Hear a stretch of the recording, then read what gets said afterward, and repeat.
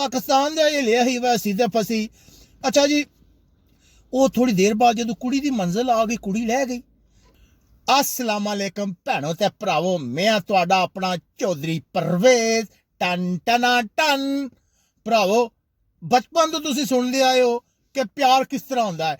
अज मैं तुहानू प्यार दा ऐसा किस्सा सुनांगा कि तुसी हैरान रह जाओगे।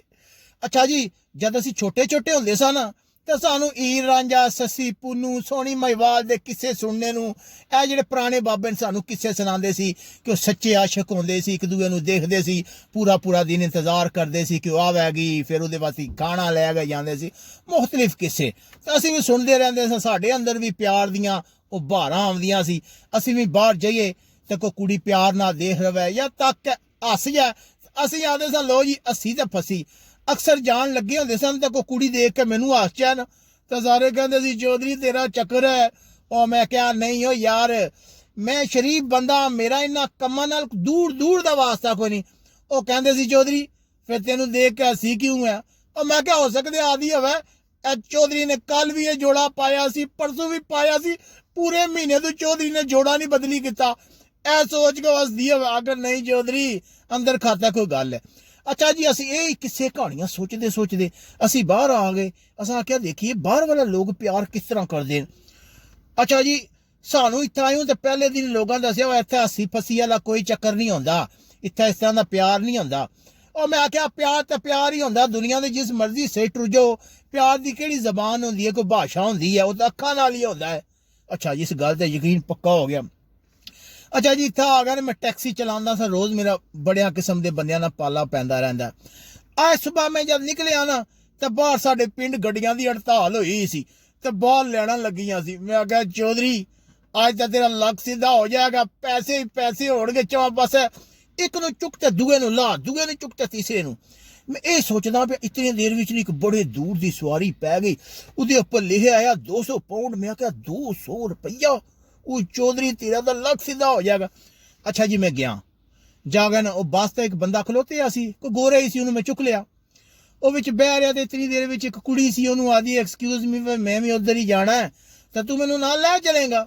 वो बह गए पिछे आपस विच गल्लां करन लग पे जनाब अली, कदे हसन लग पैण, कदे रोन लग पैण, ओहदे अथरू पुज्जे, इयां कोई बड़े जज्बाती जे। तुहाडे भरा नूं पता जज्बात दी समझ आउंदी है, जबान तो कोई नहीं इंग्लिश आलू, थोड़ा माठा ही है ना, कमजोर है इंग्लिश आलू। अच्छा जी, सफर शुरू हो गया। उन्हें मेरे को पूछा hello Chaudhary how are you, मैं गुड। कुड़ी भी आदि है हाउ आर यू, गुड। ए मेरे दियाल जो ख्याल है हो सकता भाईया गुस्सा कर जाए, वो लैके मैं तेन चलिया तो तू चौधरी को किस तरह हेलो आए कर दी है, बला को पाकिस्तान ते नहीं ना। अच्छा जी, उन्हें सफर शुरू कर दिता, उन्होंने अपने बचपन की कहानी सुनान लग पई। साडे खानदान इस तरह होंदा सी, वो अपनी सुनाना शुरू हो गया कि मैं इस तरह तालीम मुकम्मल की, मैं इस फैक्ट्री च कम करदा, ए चक्कर है। विच बड़े बड़े जज्बाती सीन आए, एक दूए नूं बड़े जिस तरह वो बंदा दिलासे देंदा, ए करदा ओ करदा है। मैं क्या चौधरी मन ना मन, इन्होंने आपस में प्यार हो गई, क्योंकि भाई चौधरी भी बंदा पछाण दे लैंदा ना, पाकिस्तान दा ये लिया ही वह सीधे फस। अच्छा जी, थोड़ी देर बाद ना कुड़ी दी मंजिल आ गई, वो लै गई। उस लैने तो पहले ने मुड़े ने क्या कितने पैसे बड़े ने, मैं भाई के हिसाब किताब, उन्हें आख्या भाई 200 है। उन्हें आख्या ठीक है। वो कोई 100 रुपया, 200 का कोई सेंटियां ही जनाब अली, 100 रुपया जड़ा कुड़ी ने कढ़ के दिता।